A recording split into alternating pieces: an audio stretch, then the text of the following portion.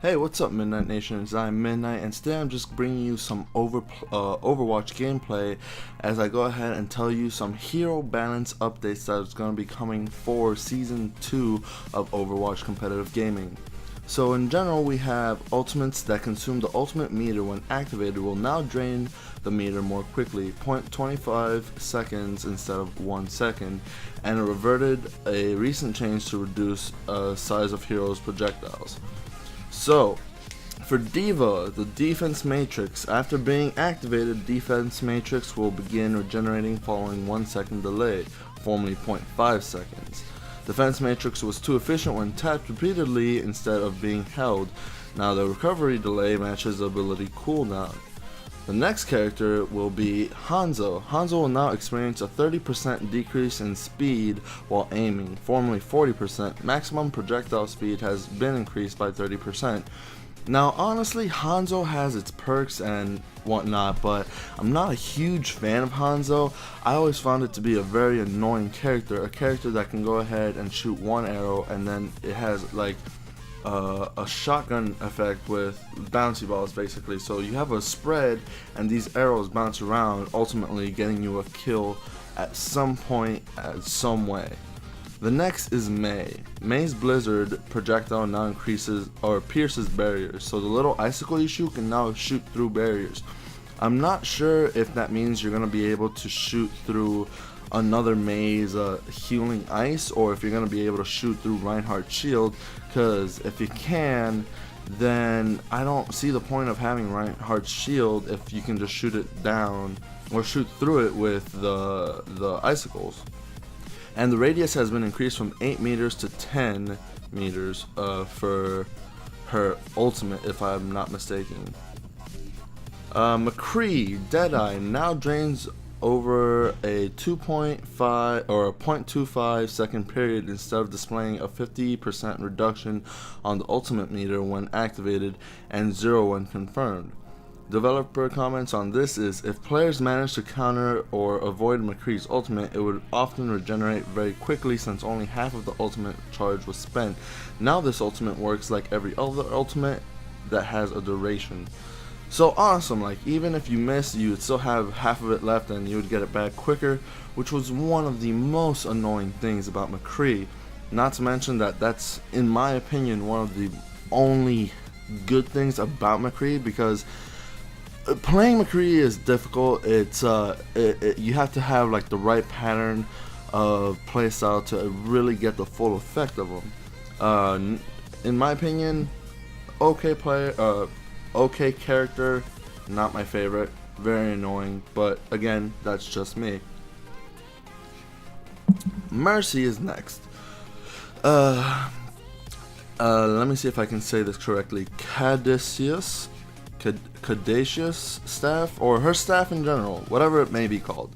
The healing beam and healing per second has been increased by 20%, and the resurrected allies will be able to maneuver after 2.25 seconds, reduced from 3 seconds, which is actually really awesome, because if you have a Mercy and you are down and you get resurrected, you had to wait 3 seconds before being able to move, and in that 3 seconds you already have the whole team surrounding you, so it's just kind of dropping you in a pit of alligators ready just to eat you. It's just horrible. But hopefully now that it's been reduced by a little bit, at least you might be able to get out of there quicker. This one is by far my favorite one so far. Genji. Double jump no longer resets when you're wall climbing. Genji is just a ridiculous character to go ahead and pinpoint to get a kill, just to kill him. It's ridiculous. Playing Genji is great and all. Playing against a good Genji, you know, that being the keyword, a good Genji, is hard to kill. Dash no longer deals damage to traps like Widowmaker's Venom Mine or Junkrat's Steel Trap, which is great because now you can go ahead and trap them and hold them still for a damn second just so you can kill them. And I think a lot of us can agree, we're all very excited about that. Swift Strike no longer interrupts quick melee attacks. And Dragon Blade, the duration of Genji's ultimate has been reduced from 8 seconds to 6 seconds, because 8 seconds of that super mega OP sword is just it's just a lot, man. It's just a lot. And if I'm not mistaken, that sword, the ultimate, used to also have poison, so they're just nerfing the hell out of Genji, which is great because he was a little bit OP when he had the poison. It's 8 seconds long. He's hard to pinpoint because he's so fast. It's just ridiculous. Their comments, the developer comment says, Genji was a little too difficult to pin down, and these changes will balance his speed. Swift Strike no longer cancels the recovery time for a quick melee attack, so players will no longer be able to get a free melee attack before using Swift Strike. Lastly, Dragon Blade's duration was long enough that it often felt too difficult to reasonably counter. Next up, Lucio. Amp it up. The boosting of movement speed has been decreased by 30% from 100% to a 70% increase. Thanks to Lucio's speed increase, he was almost must picked every time in every lineup, which is cool. Like, the speed was great. Healing wise, I never thought Lucio was all that good, but just to speed me up to get from one point to another quicker was always a great thing. And if I'm not mistaken, his shield's not bad, but at the same time, it's nothing compared to these other healers.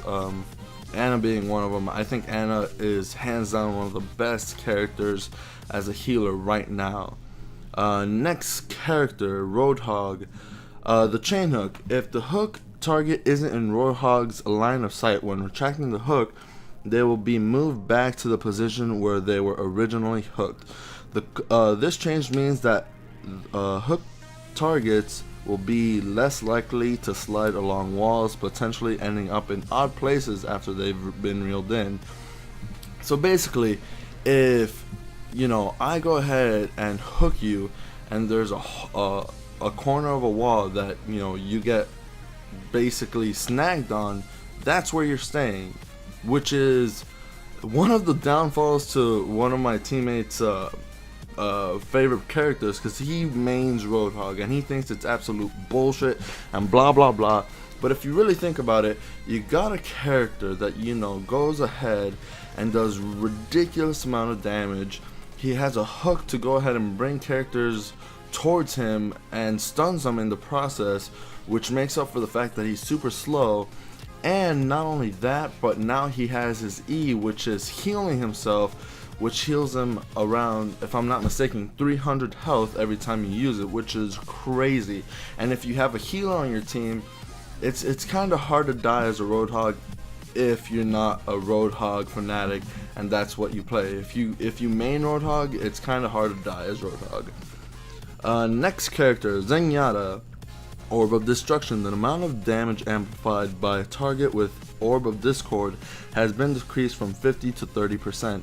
Orb of Destruction damage has been increased from 40 to 46.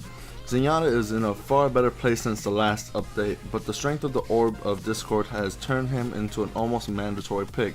These changes reduce Orb of Discord's effectiveness, but this damage dealing potential has been increased. The amount of damage that he delivers should feel largely unaffected by the change.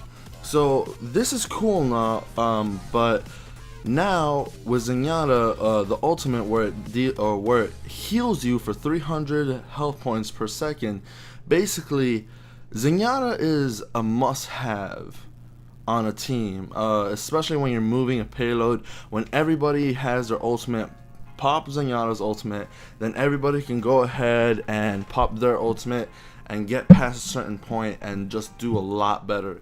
I feel like Zenyatta and Ana are one of the best characters for healing. I still think Ana's a little bit better, but that's just because I like to play Ana a lot more than Zenyatta. I can't get the hang of Zenyatta. I like the ultimate, don't get me wrong, that's an awesome feature, but other than that ultimate, I really kind of don't like it. So that right there is the what's it called? That's right there, all the updates for all the heroes. There's some bugs fixed. I mean, there's a huge page of all things that's going on with the game. When it comes to competitive play, we now have different skill rating. Skill rating is now measured from 1 to 5,000 instead of the former 1 to 100 scale. The tiers go like this. Bronze is 1,000 through 1 to 1,499. Silver 1,500 to 1,999. Gold 2,000 to 2,499. Platinum 2,500 to 2,999, and so on until you hit Grandmaster, which is 4,000 to 5,000. So now we have all this change. In bronze, silver, and gold, bronze, silver, gold, platinum, and diamond tiers, a player will not drop out of their tier even if their skill rating falls below the cutoff. So that's a plus for everybody that, you know, just have a bad game, or you're not playing with your team and you just get absolutely stomped on. In master and grandmaster tiers, a players whose skill rating falls below their tier's minimum, I'm assuming it's gonna fall a little bit. They were a little not too descriptive with that one. Skill rating decay. Players in Diamond, Master, and Grandmaster tiers that haven't participated in a competitive match for 7 days will lose skill rating. Players with a skill rating above 3,000, which is Diamond tier or higher, will lose 50 rating points every 24 hours, but their rating will not fall below 3,000, which is great. You know, it gives you more incentive to go ahead and play.